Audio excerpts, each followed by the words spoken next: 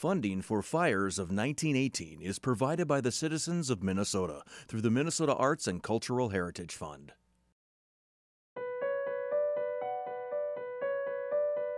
Minnesota's worst catastrophe struck in October of 1918.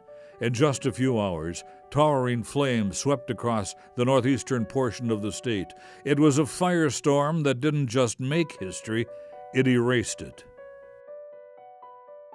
The day of October 12th was an exceptionally dry day.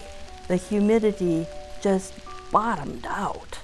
This is a really extraordinary set of meteorological observations. I mean, there's a lot of really big wildfires that happen with winds not anywhere close to this strong.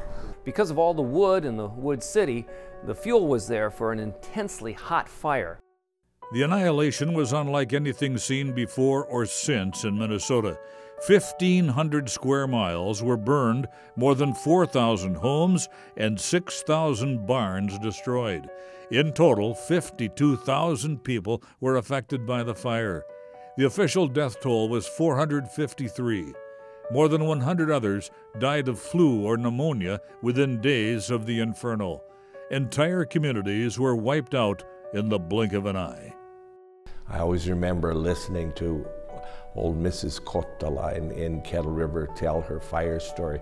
She lost almost all her family burned just west of Kettle River. As she was talking about it, for a long time it haunted me afterwards, and to this day I can still see that look of fire in Mrs. Kettle's eyes. A century later, families are still sharing stories handed down generation to generation of the tragedy wrought by the fires of 1918.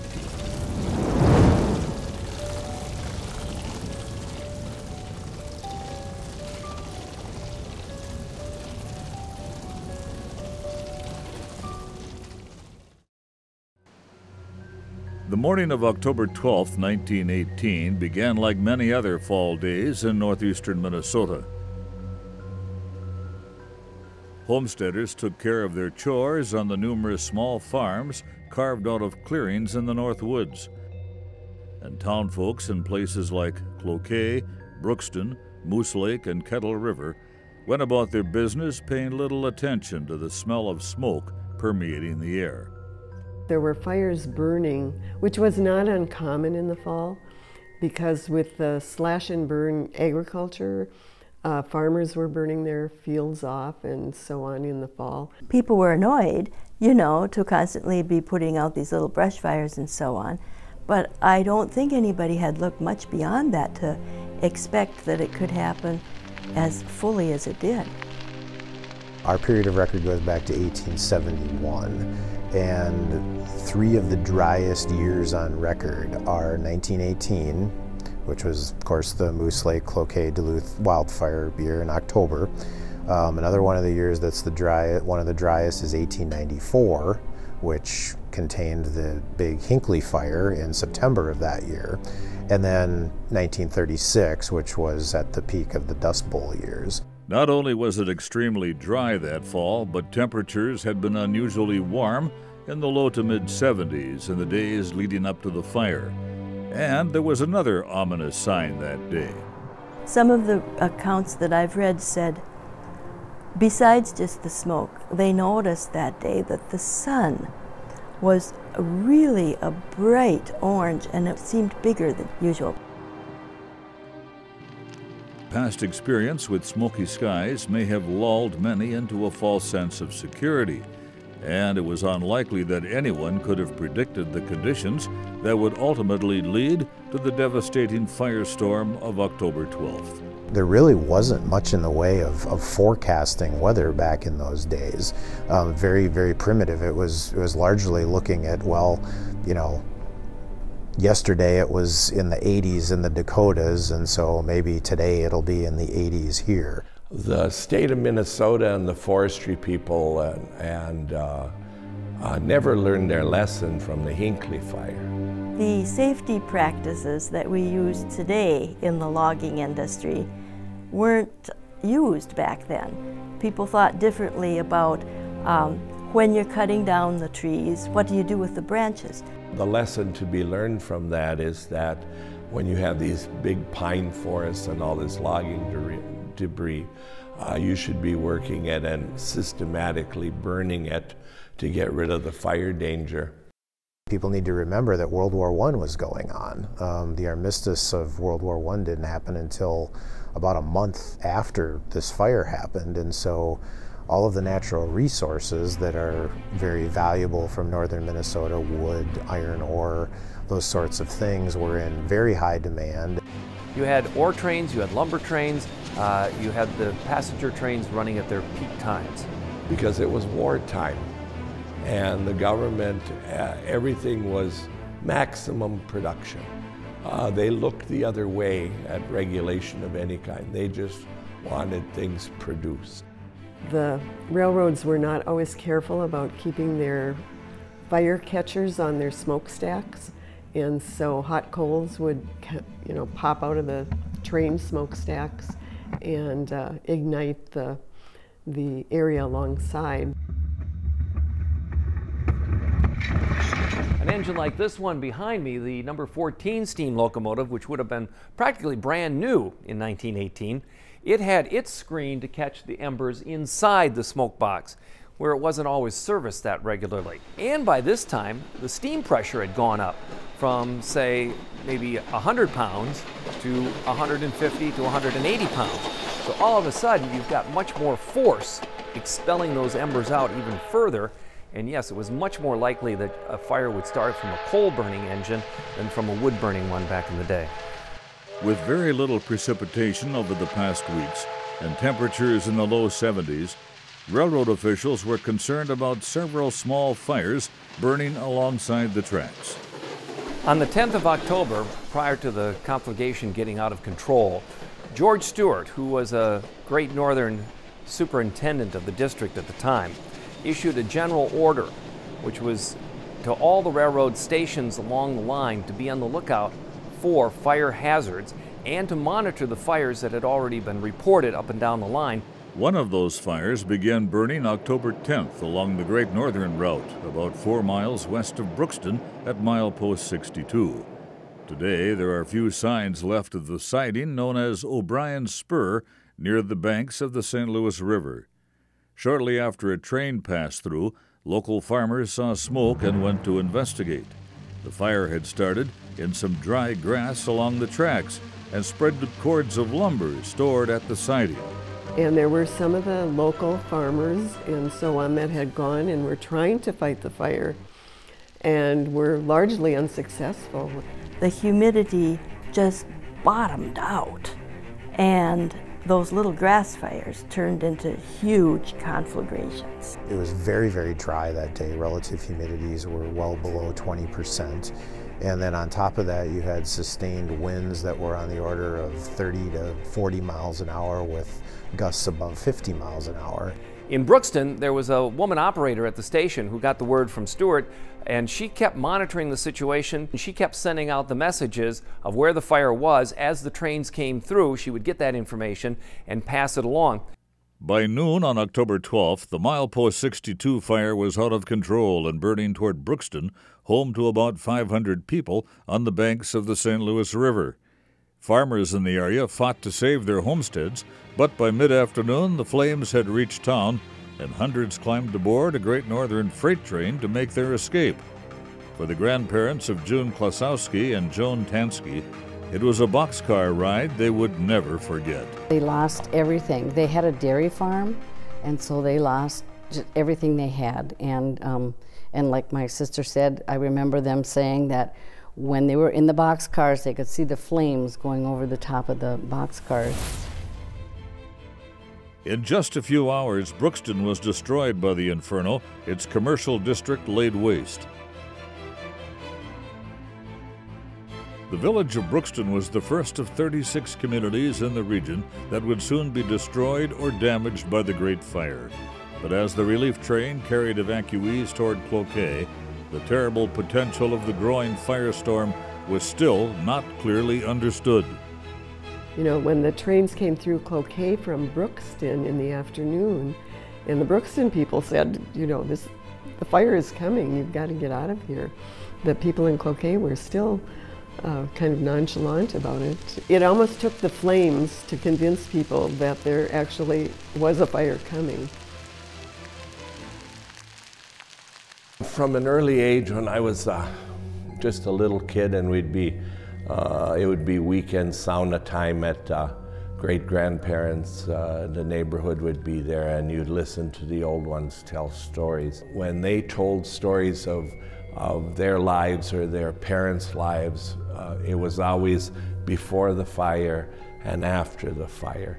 In the weeks leading up to the Great Fire that would change so many family histories, southern Carleton County was rife with small blazes. West of Moose Lake, from Kettle River to Autumba, along the Sioux line tracks, local folks battled the flames. Grandpa Reed and my grandma lived east of Autumba, about 2 miles, not too far off the rail grade. They had been fighting fire for about a month, and he said, we had been fighting fire for quite a while, but every time the train went by, the sparks flew, and there started more fires. In fact, many men from farms and nearby towns had been fighting fires in the area. Some flames had been smoldering in bogs and swamps that were drying up due to the drought. In the Moose Lake area, there were peat bogs that were also smoldering down there. So when the wind picked up on October 12th and the humidity dropped, the conditions were just all right for just this huge explosion of fire. What became known as the Moose Lake Kettle River Fire was the largest of about 5 that would burn in the southern fire area that day. Other major infernos blazed in Aiken and Pine counties, threatening towns from Bain to McGregor to Sturgeon Lake in the southeast. You can see how those rural areas were really isolated. Autumba, located on the Sioux line west of Kettle River, had become a major haul site for the railroad. Here the white pine hadn't been cut over yet, and sawmills and box plants sprung up around the town site. Well, by 1913, with the sawmills and everything, Autumba's going wide open. There's timber, there's a rail yard that's 1/2 mile long and 1/4 mile deep. There was so much timber and boards in piles and all that you could get lost in a rail yard if you didn't know where you were going. About 350 people called Autumba home at the time of the fire, and hundreds more lived in the immediate area. Among these were Finnish and Polish homesteaders, along with men who came to work in the timber industry. In the days leading up to the October 12th disaster, farmers and laborers alike were out working to fight numerous fires in the area, joining with men from surrounding towns. And they had help from Moose Lake and Kettle River and a lot of these surrounding towns. There was fire lines all over in the west trying to put out those flames. There was fires burning all the time, but when that wind started that day, they figured, well, they can't save the farms and that. They're going to try to save the town and the mills. Well, in the afternoon, that wind started to pick up that 1, 2, 3 o'clock, and it came like a wall of fire. And it broke into the rail yard, and instantly sawdust piles, big slab piles, all that timber products that were there, it was instant flames. A request for a Sioux line relief train was made at 3 p.m., but when the fire broke into the lumberyard, it had not arrived. They've already called for help in Autumba. They need a relief train, and which never got there, because the relief train comes from Moose Lake, gets to Kettle River, gets to the trestle, and the trestle is burning over the Kettle River. And the engineer says, if we cross here, we're not coming back. Many had already left town, but some who had been confident the town would be saved now raced to save themselves. My grandfather said it came just like an animal. He said that's the closest, just like an animal's gonna kill you right there. He said that's how it felt. In a matter of minutes, Autumba was leveled by the flames. 23 people who didn't make it out in time died. The death toll in the surrounding countryside was much higher. The deaths in southern Carleton County were probably so much more because of the geographical isolation of the people. They were in these rural areas where there just was no getting away. As the inferno rushed on, pushed by rising winds, many stories of death and survival played out across the region. In Split Rock Township, just south of Atumba, the Soboleski family heard a commotion in the barn and went outside to see the horizon flickering red. Leon Soboleski, the father of my mother's, and the boys started hauling barrels of water and dousing down the outbuildings, the barn, dousing the house. But that fire was racing right on through, and you could hear it, and hear the winds. And all of a sudden, up the driveway comes the neighbor, Arnie Usula. And they were bouncing all over in the back, and he was yelling and screaming, and the horse was going nuts. And came up the driveway, "You gotta leave now, you gotta leave now." And Leon turned around and looked where the fire was. He was just too busy dousing the house, and all of a sudden there it was. There's a well that they built a long time ago. It had timbers across the top and stuff like that. It was 4 feet by 4 feet, maybe a little bit more, maybe a little bit less, I don't know. 20 feet deep.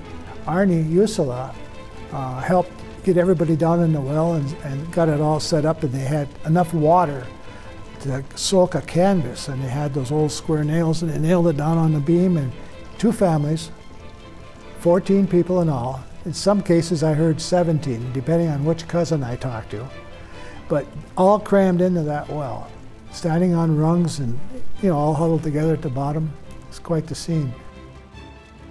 Somehow, the families survived during a long night huddled in the old dry well, while others were not so lucky.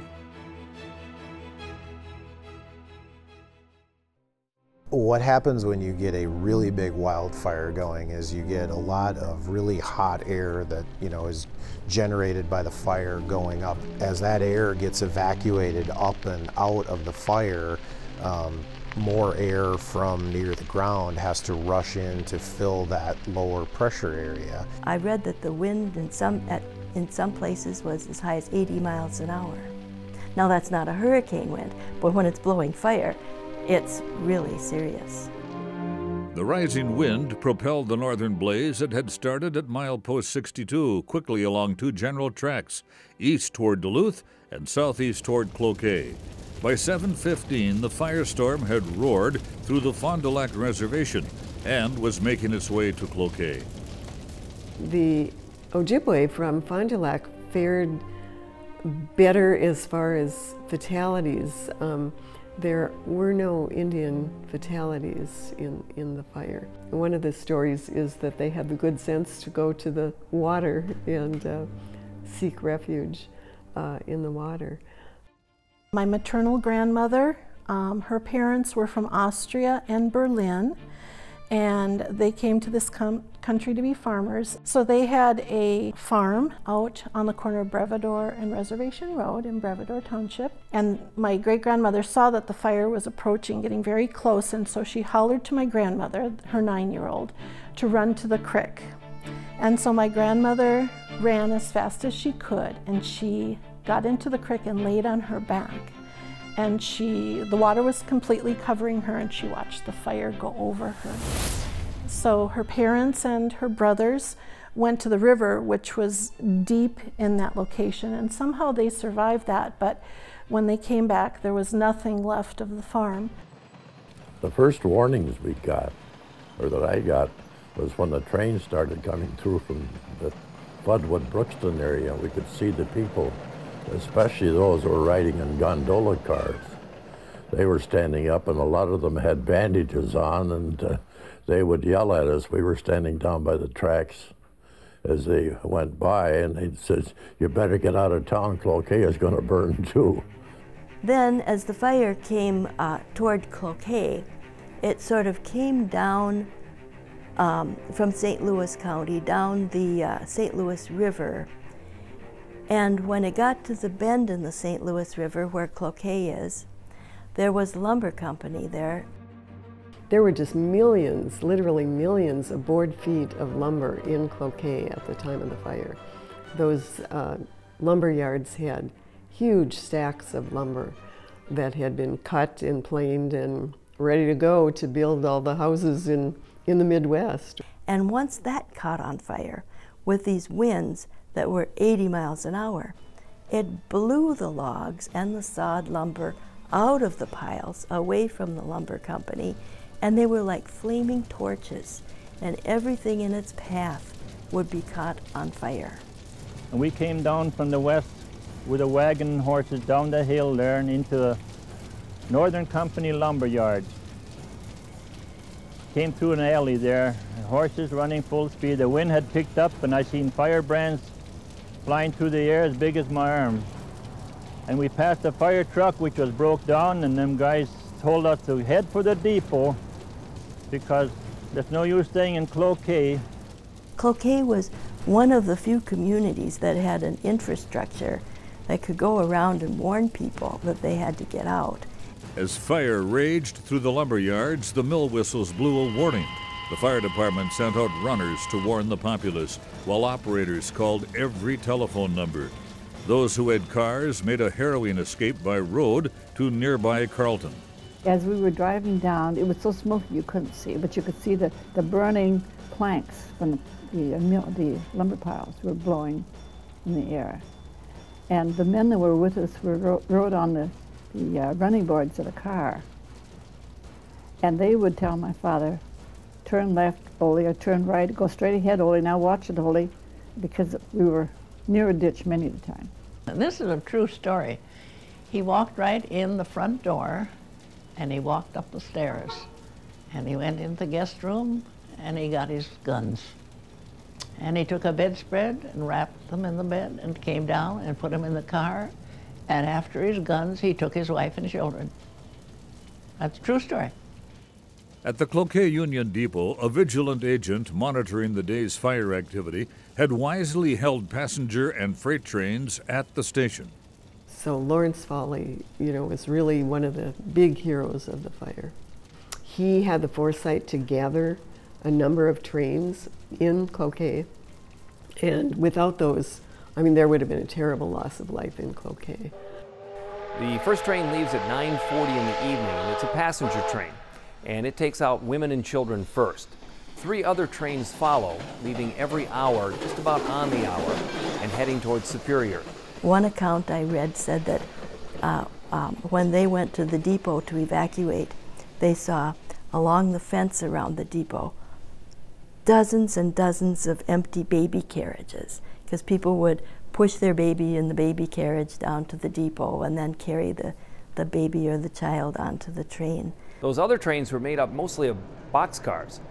They just had empty boxcars, and they used 130 of them. The last train alone had 56 boxcars that they had managed to garner from all parts of Cloquet and empty them out and then load them with people. And people got on trains one right after another to evacuate.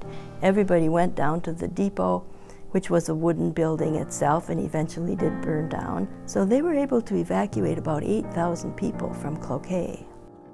Remarkably, only 5 people died in Cloquet thanks to depot agent Lawrence Foley and the Northern Pacific and Great Northern relief trains. The city itself, however, was leveled by the inferno, and passengers on the escape trains had a perilous ride to safety. We got down and we got into a boxcar. And we sat there for a few minutes, and they finally got everybody, they only got the train filled up with people, and they took off and went on. Says we'll go down to Duluth. Well, we started off down to Duluth, and as you sat in the boxcar and looked out the window, you could see the fire racing through the trees ahead of you. The fire was going faster than the train was. The train reports from that night, from the Saturday night into Sunday morning, have the trains proceeding very slowly for several reasons. They stopped at every single crossing because as the train would come to a crossing, there would be more people that had come to the crossing knowing that the trains were coming, and they would wait there, and so they stopped at every crossing to pick up more people. When they got to Husan, which was bridge number 5 coming down the hill from Carlton, they actually had to stop and inspect the bridge on each time. And you wanted to make sure that they weren't burning so that the gauge of the track would be off and the train would derail on the bridge. We got down to Duluth. They stopped on the top of the hill, and it says, well, we can't go into Duluth because Duluth is burning too. The fire was burning up in the woodland area and along, well, Northland Country Club had burned, the Pike Lake was burning, and that whole area. So I said, we'll have to go over to Superior, we'll have to cross the bay and go to Superior. While thousands of Cloquet area residents managed to escape to safety, the situation to the south had become dire. I try and imagine what it must have been like for those people who were trying to escape in an automobile, for instance, on those roads, and it was dark. The winds gusting, you know, the winds raged anywhere from like 30 miles an hour to, they say, up to 100 miles an hour. The situation in southern Carleton County was ominous by early evening. As the massive fire raced toward Kettle River, warnings had gone out to evacuate. The thing that's really surprising is that some people died needlessly. The Sioux Line relief train that was stopped by a burning trestle reversed back into the Kettle River rail yard. So he backs up into Kettle River, blowing his horn, stops. And he has some cars in that, and people start getting in. Even with the rail yard starting to burn and the fire right there, people still don't get on. You have people trying to save their spinning wheel and burn on the street there. You have people that are wandering in shock or something, I think. Then there was a family out here west of Kettle River that survived in a potato field, which was a plowed field. And next morning, getting up from that potato field, she told me that they were sure they were the only people living in this world. Many others had told me the same thing. In Split Rock Township, 15 Soboleski and Usula family members were riding out the firestorm in a dry well, shielded from the flaming embers by a sheet of canvas.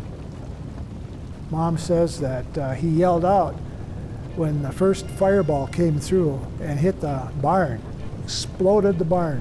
And then the house went, and he yelled about that too, and then all of a sudden everybody started bawling and crying down at the bottom of the pit. And then it quieted down when they realized they're not going to have anything. It's all going to be gone. The difference between living and dying seemed left to chance or good fortune as the inferno blazed eastward through field and forest. My grandma earlier had gone north to the uncle's place, Bill Yokimaki. He said, "Oh no, Edna, don't worry about this. We'll get this handled. That we're safe. It may be a little tough, but it'll be okay." By evening, the uncle that had said, "Don't worry, we'll take care of this," he had been burned severely. His wife and 6 of his children were dead. The account of, I know, Yokimaki, who was one of the only survivors, along with her father, of her family, and her account of running down the road and being burned, and actually her feet kind of baking in her shoes. So you have stories of people that were quick thinking and went into the water or whatever. Some people too slow and burned just in the fields trying to get away. A lot of people burned along the roads going to Moose Lake. Then there were some people, of course, who thought, well, the safest place to be would be in the root cellar. 2 or 3 families would gather together and go down in a root cellar. And the Koivisto tragedy, there were 3 different families in that root cellar that perished. Grandpa Reed couldn't save the buildings and headed off to the east and got as far as Nestor Peters's, and you couldn't go any farther. So there was a whole bunch of people gathered in like a potato field.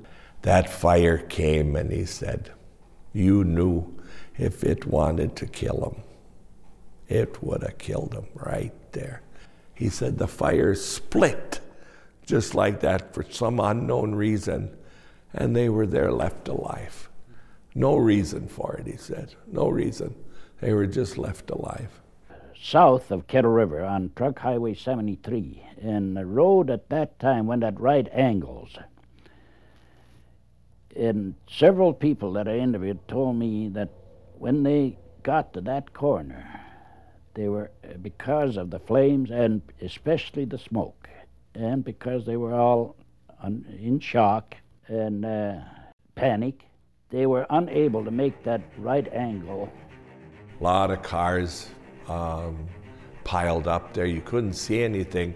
A lot of people were riding on running boards, and some had a stick, and they'd feel along, and they kept telling the driver how to go, left or right, trying to feel it because the smoke and everything. But then you couldn't always hear people because you couldn't have a conversation with somebody standing next to them. Where the cars, you know, in the dark and the confusion and so on, just piled up on one another, and so there were a lot of fatalities there. The situation was just as desperate for the Sioux Line relief train, forced to turn back in Kettle River and filled with frantic residents who had scrambled on board. So when he goes, they barely get through as it is, backing up all the way to Moose Lake, blowing the whistle. The windows blow out, the glass blows out of the Pullmans. You know, it was so hot. People are swooning and passing out. They get to Moose Lake, they pile out of the train, they head to the lake, and the train burns right there. For those few who managed to survive the harrowing drive to Moose Lake, the danger was far from over. And then when we were getting close to Moose Lake, we could see that fire way out west, that it was coming. And you would have never believed that it came from there so fast, because he brought us to the depot with our clothes and left us there. And then he was going to go back. Well, he couldn't get back anymore. There was a roar and the heat, and it was just totally consuming. Well, we got down to the lake with our horses and wagon, and my dad went out to his waist to keep the horses from burning. We had blankets on them, and we sat on the shore with blankets over our heads, all covered up, and they poured water on the blankets from keeping them from burning, to keep the sparks out. And there was hundreds of people lined up on the lake shore in the same situation we were in. The doctor from the Moose Lake Hospital driving patients into the lake that had very recently been on the operating table. Hundreds who sought refuge in the icy waters had the surreal experience of watching as their town was consumed by the intense inferno. By 10 p.m., the fire had passed. But while the lake proved to be the salvation of Moose Lake residents, those in the surrounding communities were not so fortunate.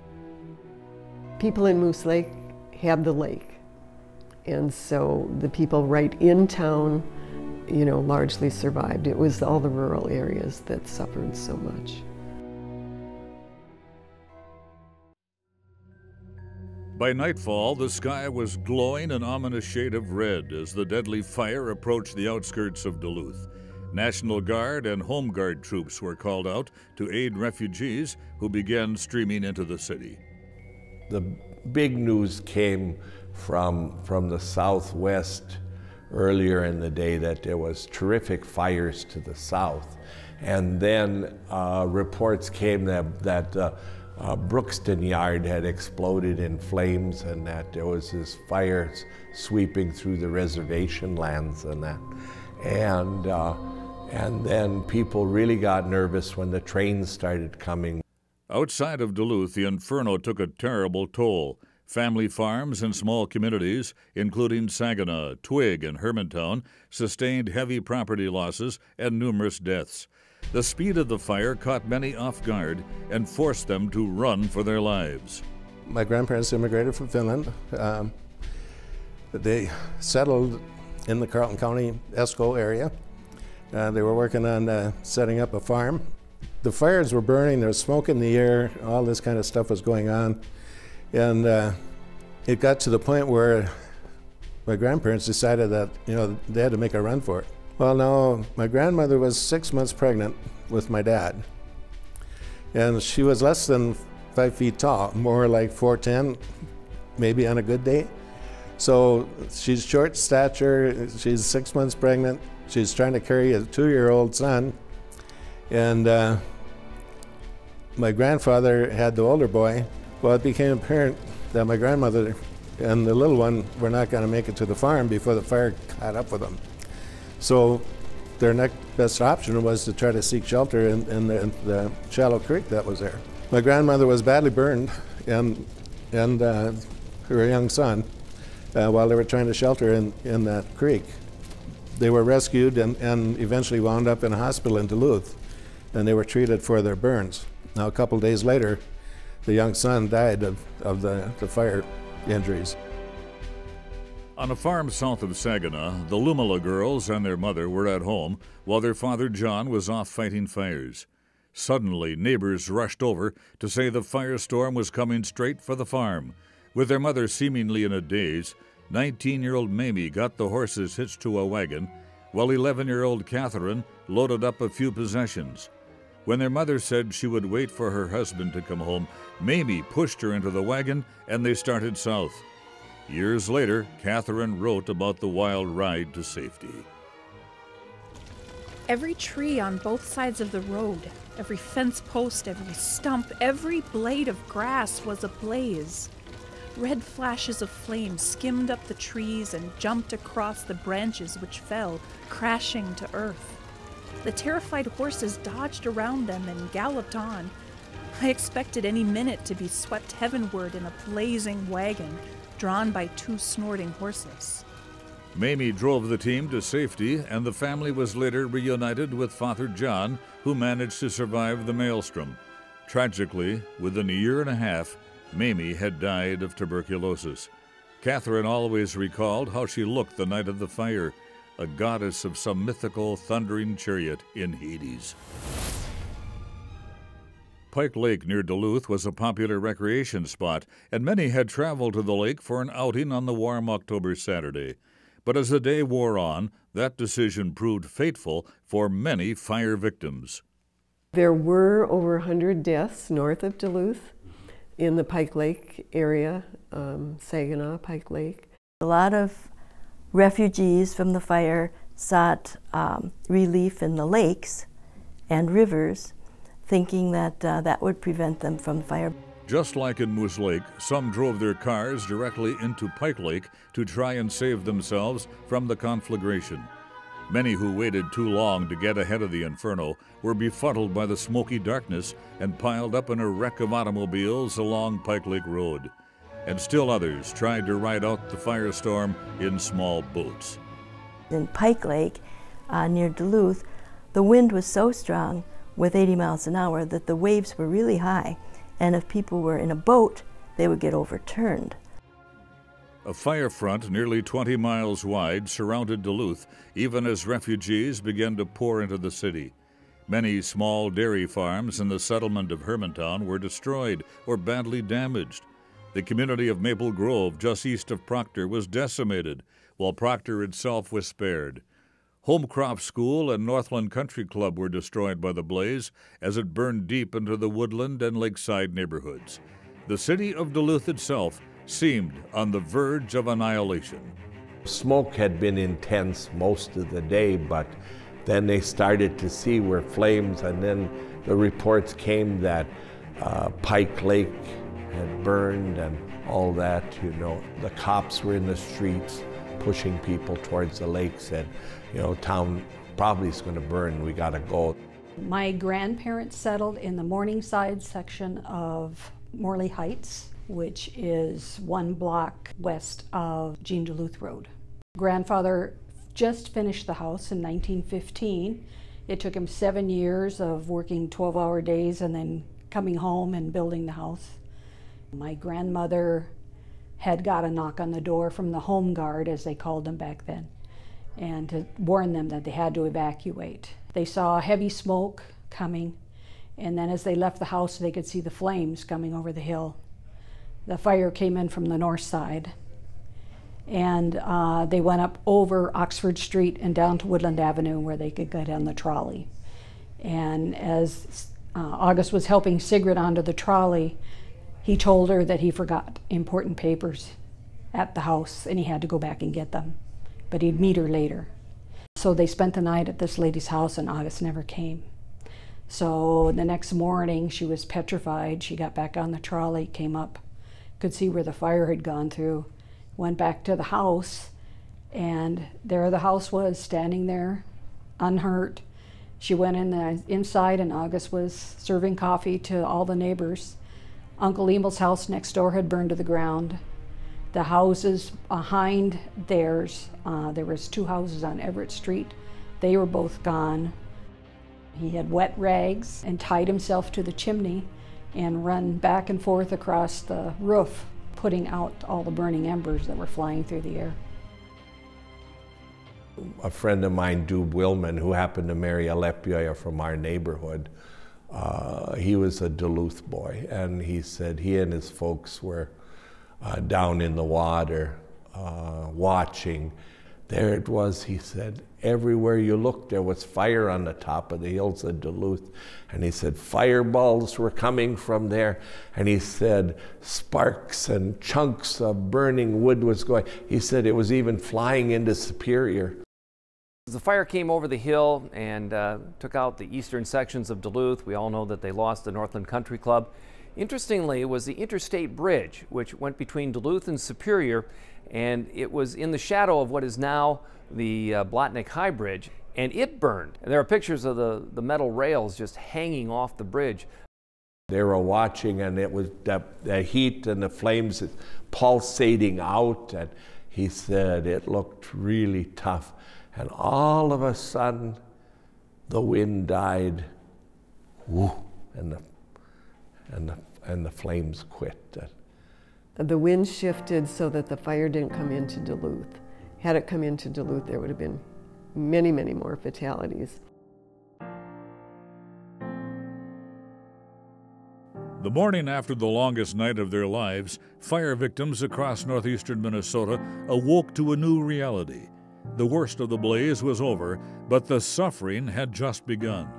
For those who had found shelter and somehow survived the firestorm, it would be a long road to recovery. So the next morning at daylight, they decided to get up and everything was black, gray, or smoldering, and started down the road to nowhere. That's what Mom said. She said it was the Ashen road to nowhere. Everything, we lost everything. And you know, it was far. We had grain and we had hay for the cows, you know, that were made. And there was nothing left. The buildings all were gone. That was a huge thing for people to lose all those barns. And it wasn't only barns, it was livestock and feed. You know, they lost so much of their stored feed. Everybody was getting ready for winter. While residents left homeless in rural areas struggled to find shelter, thousands of Cloquet residents evacuated by train to Superior or Duluth. So my grandma had these 3 little boys and went on the train, and I think of her courage, you know, to leave her husband behind and go with these boys on this train. It must have been terrifying. People were spread out among private homes, churches, schools, and much was said about the generosity of the people in Superior. There were, I think, over 9,000 people who ended up in Superior, and a lot of them went to Duluth. We got into Duluth, and it looked like a morgue. The smoke from the fire was in there, and then it was the time of the flu, and they all had masks on, and then they had megaphones, and they were calling, "Families stay together, single people this way." And that's so we got off, and we went over to the Spalding. In a terrible twist of fate, the flu pandemic of 1918 was reaching a peak at the time of the Great Firestorm. Ironically, just one day before the fire, on October 11th, city commissioners in Duluth had passed an emergency order closing all public buildings, including schools, theaters, and any place people might gather in an effort to stop the spread of flu. The flu had already started.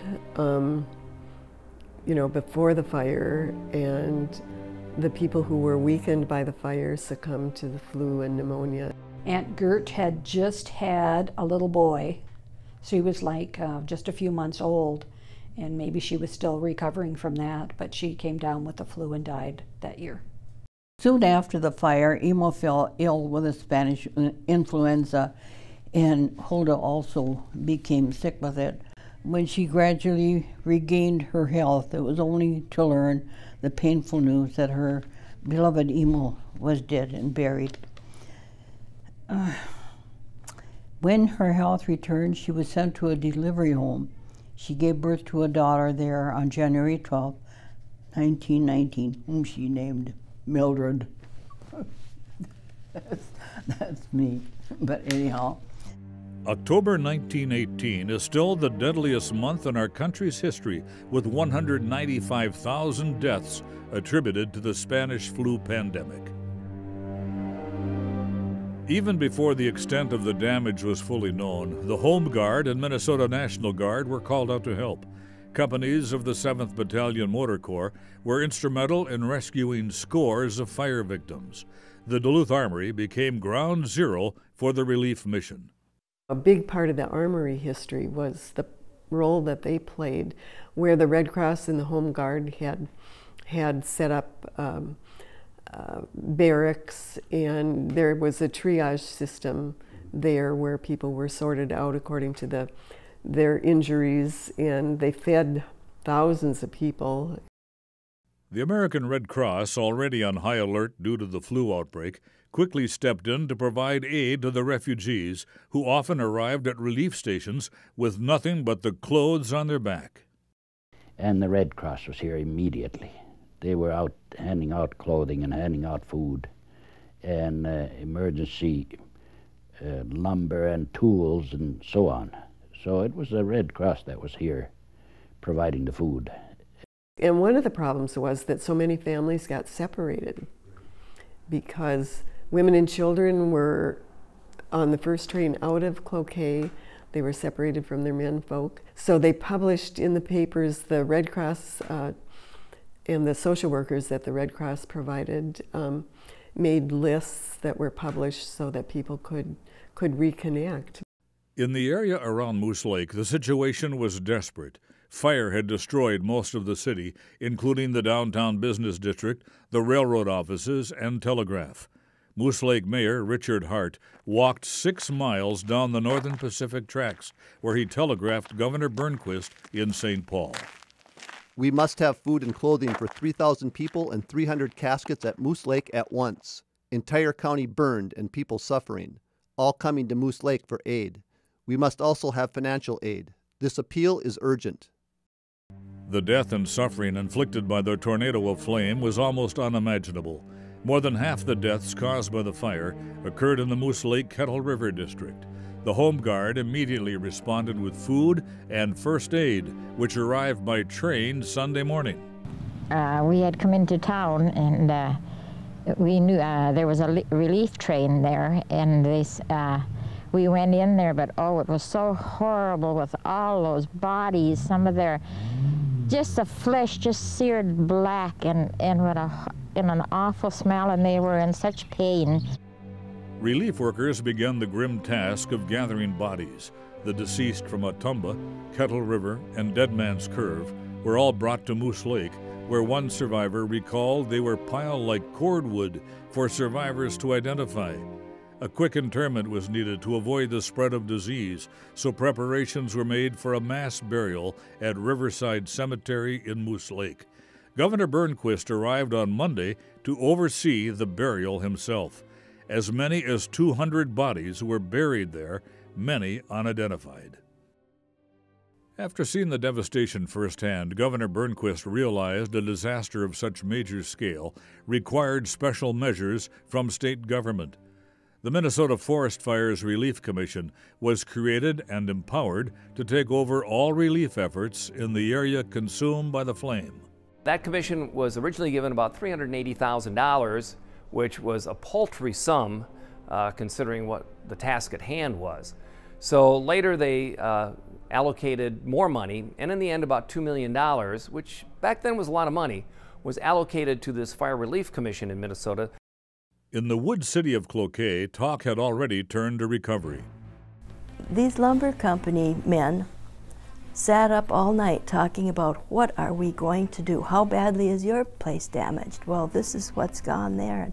And they began talking about it, and they thought if they combined their efforts, they could still get some lumber made and still keep employing people. So they did. They combined their efforts, and they provided employment the very next day for people so they could continue to have an income. And they offered all their employees free lumber to build their new houses. We were probably one of the early ones back in town, but people were coming back and building, and there were shacks going up all over town. The lumber companies had furnished lumber and made things easy to build. And it doesn't seem to me that the flames, the coals were down before it was rat-a-tat-tat. All winter long, up to midnight at night, you go to bed and you'd hear the pound building shacks. Everybody had shacks. The bank was a shack, everything was a shack. So-called fire shacks, the Red Cross fire shacks, where survivors were furnished with materials to build houses that were 12 by 16 if you had a little family and 12 by 20 if you had a larger family. Dad had built the shack, and he built a table and some benches for us to sit on. The Red Cross gave us a cook stove and a little airtight heater to heat the shack, and they gave us 2 cots. The shed was only covered with tar paper. In the morning there would be snow on the floor, and they had to sleep 3 to a bed. He said it wasn't very warm, but they made it. With the immediate needs of food, clothing, and shelter met, communities began looking for space to get children back to school. In Cloquet, all but the Garfield School had burned down, and it was being used as a hospital and home guard headquarters in the aftermath of the fire. The superintendent of schools pleaded with the governor to return the building to educational use. So he called Governor Burnquist and said, we really need the Garfield School in order to have a school for all the children. We had all these other schools burned down, and this is the only one left. Everybody's going to have to come to this school. They had 2 shifts. The elementary kids went in the morning and the high school kids went in the afternoon. Teachers lived in the cloakrooms. Some of the smaller schools had burned, so they had to have 100 kids in the town hall, 2 teachers, and he said we didn't learn much. It was widely believed that the railroads were responsible for the many fires that blew up into the huge firestorm. But the issue of determining fault was made more complex by World War I and the federalization of the railroads. There were claims put in for all of that, and of course they sued the railroads. Well, the railroads said, no, you have to sue the federal government because they were running us at the time, so it's the federal government's responsibility, and by the way, their pockets are much deeper than ours. For the thousands who had lost everything in the fire, the lawsuits that followed were extremely frustrating. Finally, an offer was made for settlement to the fire victims, but at just 50% or even less of the claimed losses. And in order to get those settlements, they had to document everything they owned.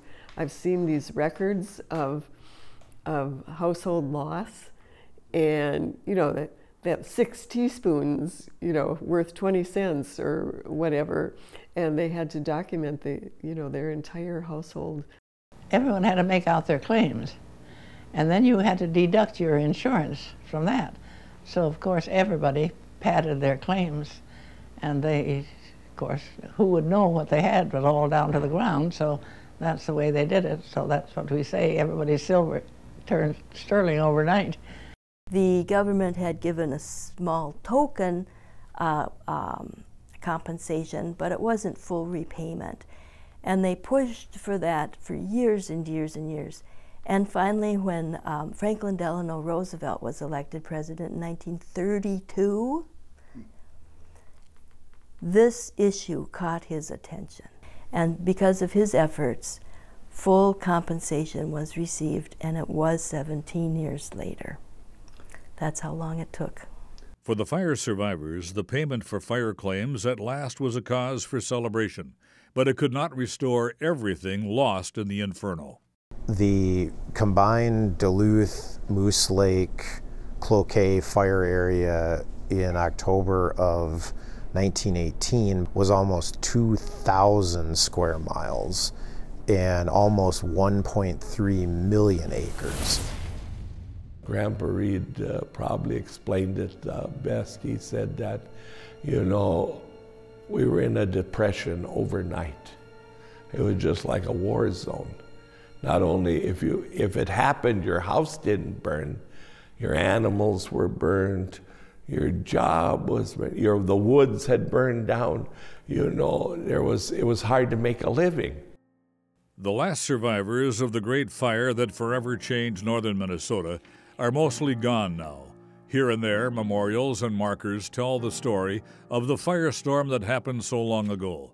But the fact that so many returned to rebuild their lives is perhaps the most lasting monument to the fires of 1918. I always had a lot of admiration for those that survived and then decided to stay, because they had to start all over again. And this is dated April 7th, my birthday, 1973.